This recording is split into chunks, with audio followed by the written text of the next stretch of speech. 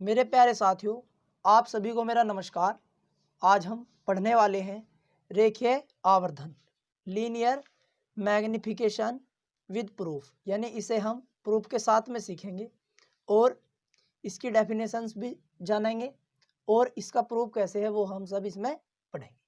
देखो, शुरू करते हैं आज की वीडियो को। रेखीय आवर्धन को प्रदर्शित करते हैं m से, और m का मतलब रेखीय आवर्धन m बराबर होता है y2 अपॉन y1, और दूसरा कहते हैं माइनस के v अपॉन u। यानी y2 क्या है? प्रतिबिंब की लंबाई, और y1 क्या है? वस्तु की लंबाई, और v क्या है? कि दर्पण के ध्रुव से प्रतिबिंब तक की दूरी, और u क्या है? दर्पण के ध्रुव से वस्तु तक की दूरी। इसको इस प्रकार समझे आप। देखो मेरे भैया, जैसे m बराबर y2 अपॉन y1, तो इसकी डेफिनेशंस आपको जब ये एग्जाम में आएगा लिखने कैसी है कि प्रतिबिंब की लंबाई यानी y2 क्या है? प्रतिबिंब की लंबाई,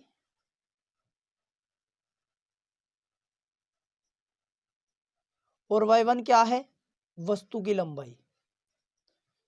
यानी आपको लिखना है कि प्रतिबिंब की लंबाई तथा वस्तु की लंबाई के अनुपात को रेखीय आवर्धन कहते हैं तथा इसे m से प्रदर्शित करते हैं।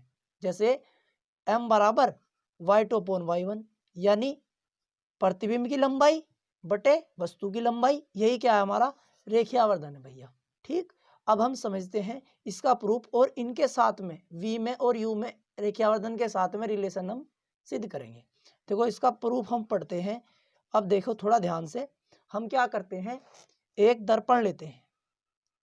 क्या करते हैं? एक दर्पण लेते हैं, इसके बाहर की ओर पॉलिश है। ये क्या है? अवतल दर्पण। कौन सा दर्पण है भैया? ये अवतल दर्पण। और ये बिंदु क्या है? ये बिंदु P है, दर्पण का ध्रुव। और ये हमारी क्या है? ये हमारी मुख्य अक्ष है। ये बिंदु F फोकस बिंदु, ये बिंदु C वक्रता केंद्र है।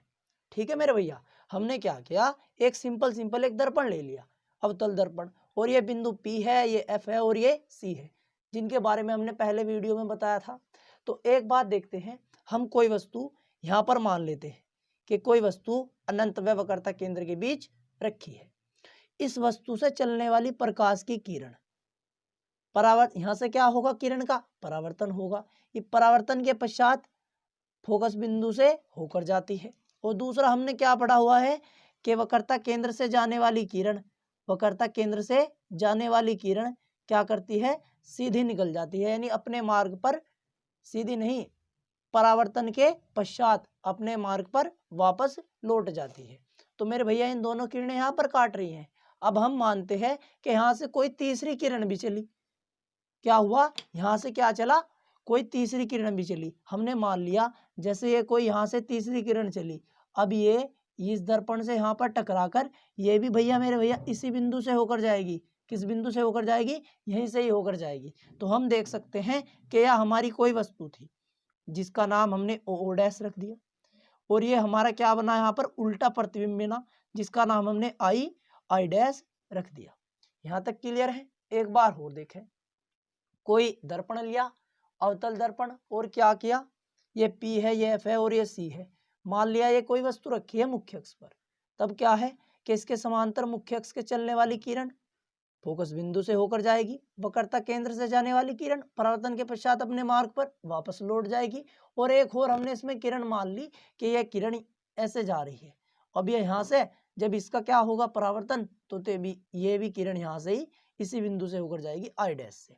तो ओ डैश वस्तु का जो प्रतिबिंब बन रहा है वो आई डैश बन रहा है। ठीक है भैया, अब हम क्या करते हैं, इसमें एक चीज देखेंगे आप। जैसे कि मैं कहूं कि इसको ओ डैश जो है ये क्या है? वस्तु है, तो इसको मैं y1 मान लेता हूं, और ये आई यानी ओ डैश हमने मान लिया y1, माना ओ डैश कितना है भैया? y1 है। अब ये y1 प्लस का होगा क्योंकि ये मुख्य अक्ष से ऊपर है। अब इसी प्रकार आई डैश को मैं क्या मान लेता हूँ? y2 मान लेता हूँ। लेकिन ये हमने जब y2 माना तो ये y2 कैसा होगा भैया? ये माइनस का होगा। क्यों माइनस का होगा? क्योंकि देखो ओ डैश तो प्लस का होगा, ये माइनस का क्यों होगा? क्योंकि ये क्या है, मुख्य अक्ष से नीचे है। अब दूसरी चीज आपको पता होगी कि P से लेकर के O तक की दूरी, यानी दर्पण के ध्रुव से लेकर के वस्तु तक की दूरी, यानी OP कह लो चाहे PO कह लो, है ना। अब मैं क्या लिखता हूं, मैं PO लिख देता हूं कि PO बराबर क्या है, मेरा U है, यानी दर्पण के ध्रुव से वस्तु तक की दूरी क्या होती है, U होती है। लेकिन इधर की सभी दूरियां कैसी होती है, माइनस की होती है। अब दूसरी चीज है इसका PI, यानी PI का मतलब क्या है कि दर्पण के ध्रुव से यहाँ तक प्रतिबिंब तक की दूरियां क्या है, या V है, या भी माइनस की है, क्योंकि इधर की सभी दूरियां कैसी होती है, माइनस की होती है। एक बार और देखें, ये U होगी यहाँ से दर्पण के ध्रुव से वस्तु तक की दूरी, और ये यहाँ पर प्रतिबिंब है। अब यहाँ से लेकर के ये V होगी यहाँ से यहाँ तक की, लेकिन U और V माइनस की होगी। माइनस की क्यों होगी, क्योंकि ये दर्पण से इधर की साइड है। ठीक है, अब ये हमने सीख लिया। अब आगे क्या करना है, अब हम क्या करते हैं कि अब दो त्रिभुज लेकर चलते हैं। त्रिभुज O P O डैश, यानी O और P और O डैश, यानी ये वाला त्रिभुज, ये यहाँ से लेकर के ये वाला त्रिभुज। ठीक है, O P O डैश। और दूसरा त्रिभुज हम लेते हैं I P I डैश। कौन सा वाला, ये वाला I P और I डैश, ये वाला त्रिभुज। ठीक है भैया, एक तो त्रिभुज ये वाला हो गया और एक त्रिभुज ये वाला, यानी अब त्रिभुज O P O डैश तथा I P I डैश में, या लेने पर ऐसा लिख सकते हैं आप इसमें। अब हम क्या करते हैं, यानी एक तो त्रिभुज ये हो गया OPO डैश ये वाला, और एक त्रिभुज IPI डैश ये वाला हो गया।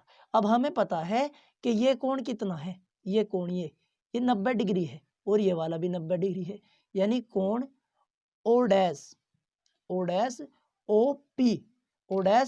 OP बराबर है, ये भी 90 है और ये भी 90 है, यानी O डैश OP, यानी ये वाला O कोण कितना है, 90 है। तो ये भी लिख सकते हैं हम कि I डैश IP, यानी I डैश IP कितना है, ये 90 है, समकोण है। एक बार और देखेंगे इसे कि ये O डैश OP, यानी ये O कोण कितना है, 90 है, समकोण है। I डैश IP, ये I कोण कितना है, 90 है, समकोण है। तो दोनों कोण ये वाले, ये कोण दोनों क्या हो गए मेरे भैया, बराबर हो गए। ठीक है, अब दूसरा हम क्या करते हैं कि ये वाला कोण और ये वाला बराबर होता है। ये वाला बराबर क्यों होता है, आपने पढ़ा होगा कि आपतन कोण सदैव परावर्तन कोण के क्या होता है, बराबर होता है। यानी ये वाला कोण और ये क्या होगा, बराबर होगा, यानी O dash PO, O dash PO बराबर है कोण I डैश PI के। ये बराबर है, क्यों है बराबर, क्योंकि ये क्या है, परावर्तन का नियम है मेरे भाई। क्या है, परावर्तन का नियम है। ठीक है, अब ये परावर्तन का नियम हो गया। एक बार और इन्हें कोणों को ही समझ ले, बस मेन चीज तो यही है। एक बार देखें पूरी तेजी के साथ में कि ये वाला कोण इस वाले कोण के बराबर, क्योंकि ये 90 डिग्री है। ये वाला कोण इसके बराबर, क्योंकि ये परावर्तन का नियम है कि आपतन कोण अपवर्तन कोण के बराबर होता है। अब दोनों त्रिभुज, यानी त्रिभुज OPO डैश तथा त्रिभुज IPI डैश क्या है, समकोणीय है। क्या है, समकोणीय है। क्या है मेरे भैया, दोनों त्रिभुज क्या हो गए, समकोणीय हो गए। तो हम कह सकते हैं, तो इसलिए ये OO डैश बटे क्या कह सकते हैं, II डैश, यानी इसकी ये वाली भुजा और इसकी ये वाली भुजा ऐसे, यानी OO डैश और ये II डैश बराबर है किसके, यहां से यहां तक देखो PO बटे क्या है, PI। यानी इस त्रिभुज में देखे, इस त्रिभुज की ये, इसकी ये ली नीचे, फिर इसकी ये ली, इस वाले त्रिभुज की ये वाली भुजा ली। ठीक है भाई, यानी देखो हमने OO डैश लिया ऊपर, इसका II डैश लिया नीचे, फिर हमने PO लिया ऊपर, फिर इस दूसरे वाले त्रिभुज का PI लिया नीचे। अब इनके मान रख देंगे। इनके मान कैसे रखेंगे, देखो OO डैश का मान क्या था मेरे भाई, हमारे पास OO देखेंगे मेरे भाई, हमारे पास OO डैश इसका मान क्या है y1, और नीचे है आई आई डैश, इसका नाम मान कितना है -k/y2 बराबर पीओ का मान कितना है -ku और पी का मान कितना है -kv। अब देखो इस माइनस से माइनस कट गया, ठीक है, ऐसा ही मान लो, या इस माइनस से काट दो, कोई दिक्कत नहीं है, कहीं से कैसे ही कर दो इसको हल, ठीक है। मेन चीज है इसको हल करना है। अब देखेंगे कि y1/y2 बराबर क्या आ रहा है -ku और ये v कैसा आ रहा है प्लस का। अब y1/y2 आ रहा है। अब हम क्या करें, इन्हें दोनों को उल्टा कर दें। क्या कर दें, उल्टा कर दें, यानी y2 ऊपर और ये y1 नीचे। इसी प्रकार इसमें भी v ऊपर चला जाएगा और -ku नीचे रह जाएगा, ठीक है। अब ये क्या बना कि y2/y1 यानी प्रतिबिंब की लंबाई और वस्तु की लंबाई दोनों का अनुपात बन गया। यही क्या होता है हमारा m होता है, रेखीयावर्धन। तो इस प्रकार हम कह सकते हैं कि रेखीयावर्धन क्या है।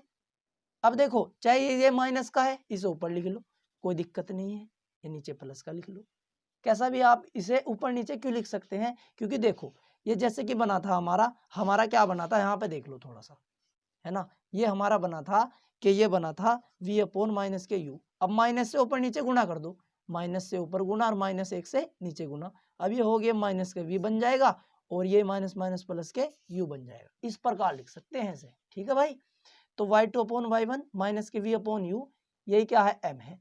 यानी सपोज करो प्रतिबिंब ये है और वस्तु ये है, प्रतिबिंब 5 सेंटीमीटर का है और वस्तु 2 सेंटीमीटर है, तो इसका रेखीयावर्धन क्या होगा कि प्रतिबिंब की कितनी लंबाई है 5 बटे वस्तु की कितनी लंबाई है 2, अब 2 नीचे, तो यही हमारा क्या आ जाएगा 5/2 रेखीयावर्धन आ जाएगा भैया, ठीक है।